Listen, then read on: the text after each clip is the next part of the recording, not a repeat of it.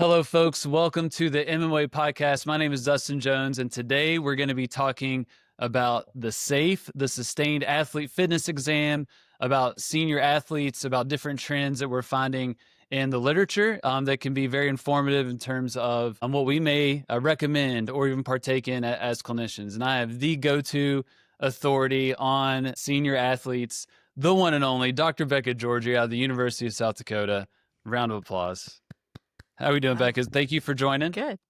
I think you just made my day, so I can All tap right. out now. We could stop. Yeah, we could stop it here. No, I'm grateful for you to spend some time with me. I know this is kind of a crazy time of year. You're gearing up for the National Senior Games in Des Moines, Iowa, later this summer, and you also have a pretty awesome publication that just released. So we're gonna dig into that. But for listeners that may be new to the SAFE, that haven't heard that before, I would love for you to kind of take us back to how did the SAFE come about?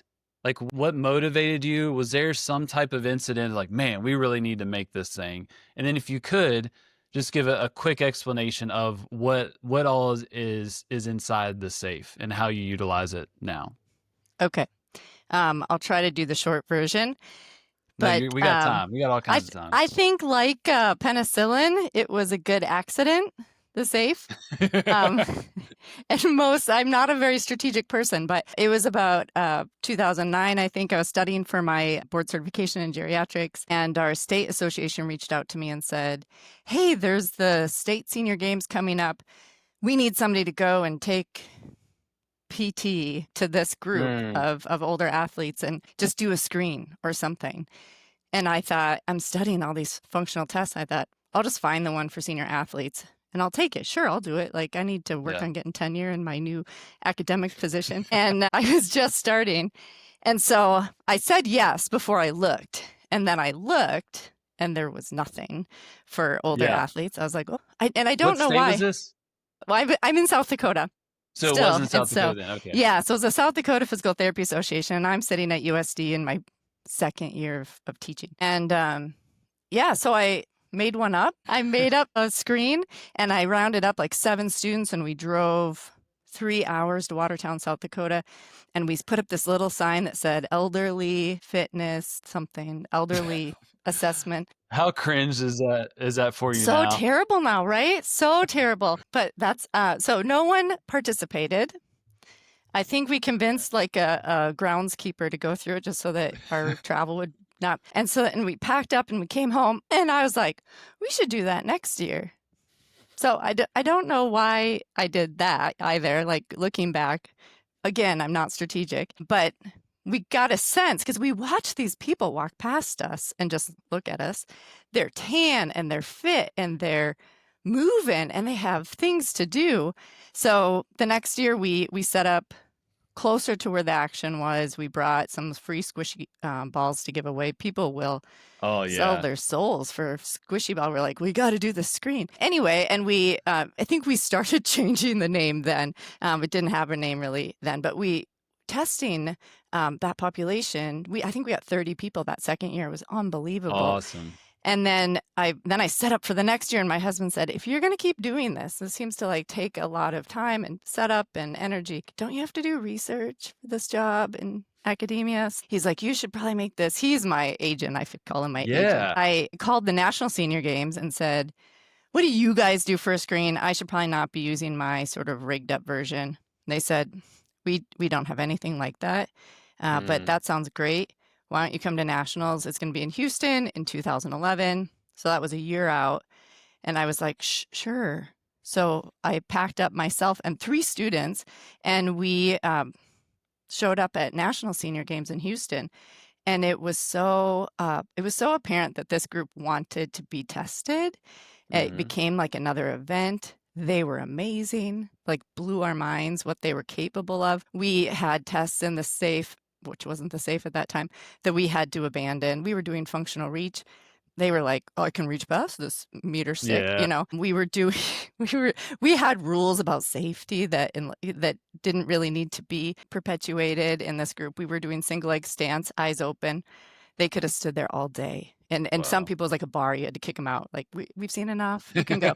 So that was 2011. And after that, we sort of I sat down in my living room. I was like, I need a better name. And we should probably tighten this up a little bit and figure out what actually needs to be in here. And then I feel like the paper that just came out in, what month was it? It's a blur. Journal of Aging It says and Physical March Activity. 2025. It March, yeah. just hit like an online publication. That's really the result of starting in 2011, thanks to my husband, keeping that data and just demonstrating what is possible in this group. We've certainly refined things, but not that much. Like the raw guts of this, I found the file that I had started in 2011. I cringed a little bit, but at the same time, I was like, well, it's pretty close. So what is in the safe as it stands today? Yeah. So the way it's organized now, it's cardiovascular. The groups are cardiovascular, muscular, and we break down muscular fitness into power and strength, and then flexibility and balance. And the things within those, cardiovascular is really anthropometrics. It's waist circumference, waist to hip ratio, blood pressure. We do O2, we do their vitals. And then we do measure their BMI. Before you cringe, I can explain that later. And then for muscle power, we look at maximal walking speed, and we look at 5 times it to stand. And for strength, we're just doing grip strength. It's a screen. It is not, we're not, we don't have that much time with them. And then when we get into flexibility, we do supine, we do shoulder flexion or, overhead as far as they can go actively.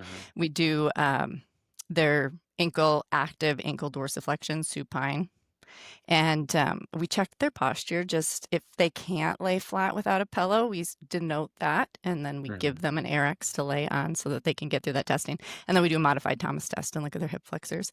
And for balance, we just do single leg stance, eyes closed. No more eyes open. We don't have time for that. And we do single leg stance on foam. So that's the guts of the safe. It doesn't take that long to do one clinician with one person. We churn people through at nationals in a series of stations. And then when they get done, we give them a report card that has their score, which I said I would never do a composite score. There's Here we are. Here we are with a composite score. It was really the athletes that said, how did I score? So we had to come up with a way of scoring that. But now it's because we have almost 5,000 people in our normative database. Now it's broken down by 5-year age increments and gender so that we can really give somebody a real score. Otherwise, it was sort of selling the oldest athletes short, and the youngest athletes were sort of had an inflated view of how well they were doing. Yeah.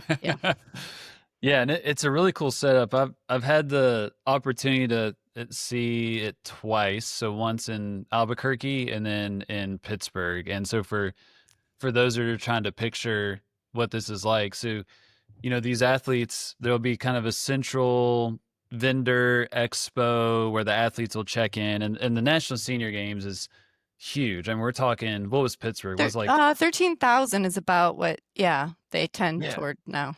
13,000 athletes. They take over a city. It's over like 1 to 2 weeks, I believe. 2 weeks, yep. 2 weeks spread out. So there'll be different venues around the city, and they have this central hub where everyone goes to check in and see the vendors and whatnot. And then at the end of the check-in, Becca and her whole crew is set up with the safe, and so these athletes have the opportunity to run through it. And so you take them through, it's basically a maze of outcome measures and tests, and you can run people through relatively quickly, but it's a really cool opportunity for clinicians, for students, whether you're at the national level or the state level. We'll talk more about those opportunities for y'all at the end, but it is some really cool exposure for, I think, our profession, but then also some really helpful information for that athletes, obviously. I'd like to dig into some of the data that you just published, because in my experience running folks through the safe in Pittsburgh, I watched it in Albuquerque and then did some in Kentucky at the state games. You really start to see some trends just anecdotally, right? Of certain types of athletes, certain sports, and how those sports are more conducive to maybe better outcomes in certain areas. And you really start to see some trends anecdotally. And that has really got me thinking, personally of like, what does my training look like? What sport may I want to participate in when I'm thinking about, some of these outcome measures and how well some of these folks are doing. And so this paper, you collected a lot of data to be able to show some really interesting trends. And so we could ask a ton of questions, but the one question that I want to ask you, I'm going to put you on the spot here. Please. Becca did not get this ahead of time, by the way, folks. So if you had to pick one sport that is at the National Senior Games, when you're thinking of how, like what you want to be able to do when you're 90 years old, right? That old person in training, what sport are you going to compete in to achieve the goals that you want to achieve? If you take like your personal experience and bias out of it. Oh, I can't have any personal bias. Yeah, like if you grew up swimming, right? Like take all that out of it. You're just looking at the safe data and results. What sport are you going to participate in? Well, I have a table for that. And so you could actually like look at the grid and sort of decide. Personally, it would be probably for me between tennis and volleyball. Multifaceted answer. One, those things are fun and you're more likely to do them a lot. So my favorite quote from an older athlete was a woman that we were asking her how much she exercised in a typical week. And she said, well, I play tennis 3 hours a day. Does that count? And I was like, yeah, that counts. Yeah. Right? That checks the box.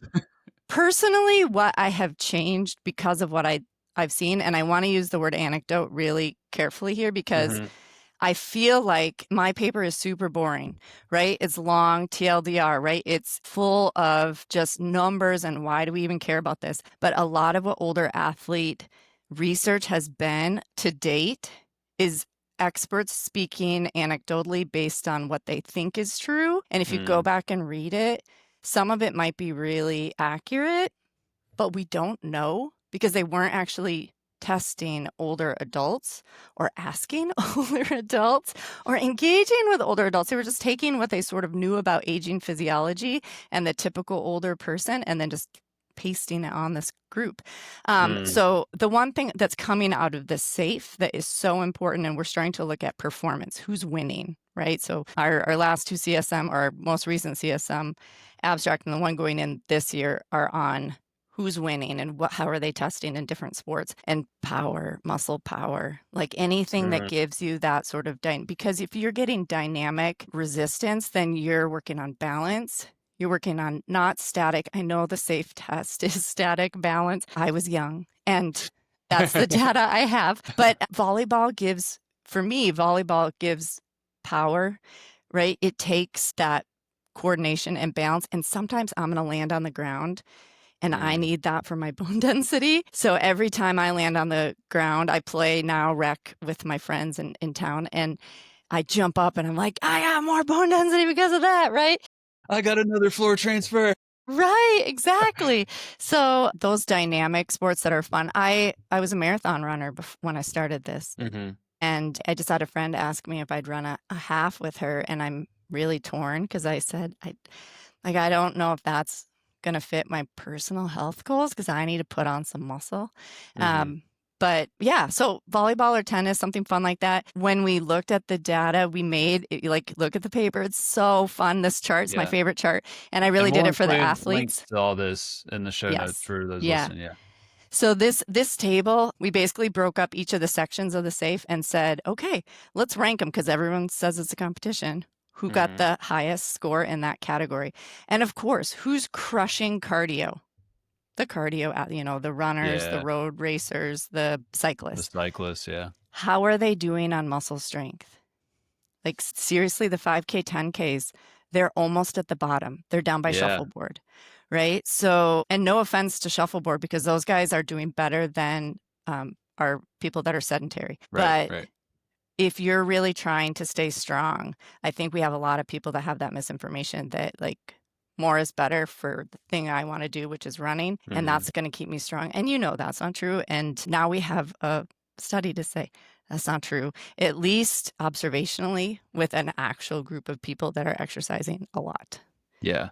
I think I'm looking at the correct table. It's I believe it's figure 5, and it has a cardiovascular fitness, muscular fitness, power, strength, flexibility, so on and so forth. Yeah, yeah. And If I like, can I look at my own paper because I yeah, I don't have think it it's memorized? page. But yeah, I pulled it out just because I thought like this would be good for you guys to see. But yeah, so like the top at Power is race walkers. Yeah, I Um, was going to ask about that. That's yeah, surprising because those are typically longer distances, yeah, correct? and I will say caveat to the study, right? We measured power with 5 times such a stand and Okay. maximal walking speed. So there's some like Okay. probably performance based Oh yeah, so much right. technique, working them hips, Yeah, yeah, man. yeah, Those yeah. I mean, people. we make sure they don't run, but if you look at, we didn't include anyone in this ranking that was in more than one sport. If Hmm. they were, we put them in multi-sport. And that's probably the best answer to your question, quite honestly, is the multi-sport athletes. They're like ranked 7 in cardiovascular. They're ranked 6 in muscle fitness. They're ranked under power. They're ranked 5th under, they stay in the middle or towards the Yeah. top because they're doing lots of things. And those are the people that are like, what are you registered? Oh, I'm doing tennis, but I'm also doing 5K and I'm Right, doing, I'm right. throwing the Which is javelin. pretty common. Yeah. I've And met a lot of folks where that yeah, was and the you're like, case. have you ever thrown the javelin? Nope, just learned last week. You go, Yeah. okay, okay. And that's Yeah. another just perfect lesson for us. Go learn something Yeah.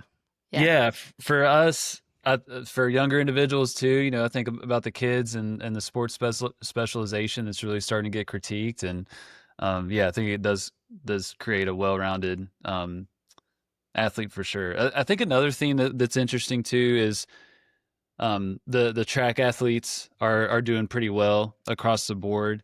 Yes. From the categorization of that, what distances are being lumped into track when people Yeah. look at the So we paper? didn't we we could tease this out further because we know who the athlete is. Mm. But right now that's if they're doing track running events, they're in track. And if they're doing um if they're doing just track, they're in track. If they're doing track and field, right, then they're Okay. still in track. We don't put them in multi-sport just because they're doing track and field. The field event folks in that are just doing field events. Yeah, so they're doing Which were sprints number one and in they're strength. doing number 1 in strength. Yeah, field Yeah, events were. right, because they're throwing in there. Hmm. Absolutely. Which makes sense. It was a little validating to see that as well. Yeah. And if you look at that table, there are big chunks that there's not a lot of difference between, Hmm. those top 5 or top 6. If you kind of split the chart in half, look who's on the top half and look who's on the bottom half and Yeah. decide where you want to be for that, category and multi-sport and things that, the answer is not 10K running. Yes. Yeah. It really challenges, I think, a lot of patterns that we're seeing, right? Where the most participation, not necessarily in the senior games, but just when we think about recreational athletes, like tomorrow, I'm going to run our city 10K, the Bluegrass 10,000 here in town.